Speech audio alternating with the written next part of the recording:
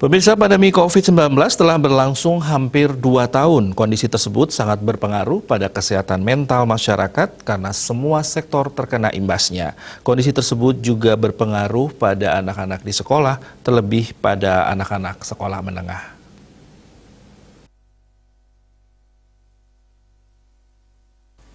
Selama pandemi dan pelaksanaan pembelajaran secara daring, anak-anak kehilangan kesempatan untuk beradaptasi di lingkungan sosial dan bermain di sekolah dengan teman-temannya. Hal tersebut tentunya mengakibatkan perubahan perilaku karena mereka dipaksa untuk beradaptasi dengan perubahan yang sangat cepat. Situasi ini sangat berdampak pada emosional dan kejiwaan anak-anak. Untuk mengatasi hal tersebut, Kepala SMK Kesehatan Bali Dewata, Bayu Sinta Sri Utami mengatakan, guru-guru harus menerapkan pembelajaran yang menyenangkan sehingga tidak menimbulkan kebosanan serta stres pada anak-anak.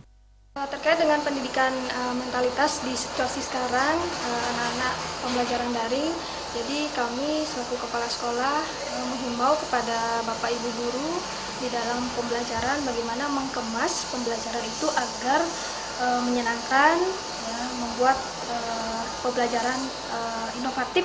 Ya. Jadi anak-anak merasa senang saat pembelajaran daring berlangsung.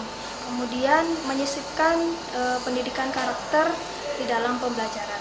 Penting sekali menyisipkan pembelajaran dari pendidikan karakter karena tentu akan membentuk dari karakter anak siswa-siswi kami di dalam pembelajaran ataupun di dalam kehidupannya sehari-hari. Selain menerapkan metode pembelajaran yang menyenangkan, para guru juga harus mendorong siswa agar tetap semangat serta senantiasa memberikan pendampingan ketika siswa mengalami kendala dalam proses pembelajaran yang dilaksanakan secara daring. Peran orang tua pun sangat dibutuhkan dalam hal ini. Jika kesehatan mental anak terjaga, maka tingkah laku dan emosional anak juga akan terjaga. Hal ini akan memberikan energi positif bagi anak sehingga mampu menjaga imun tubuh untuk kesehatan anak. Ekayana dan Sukma, Bali TV.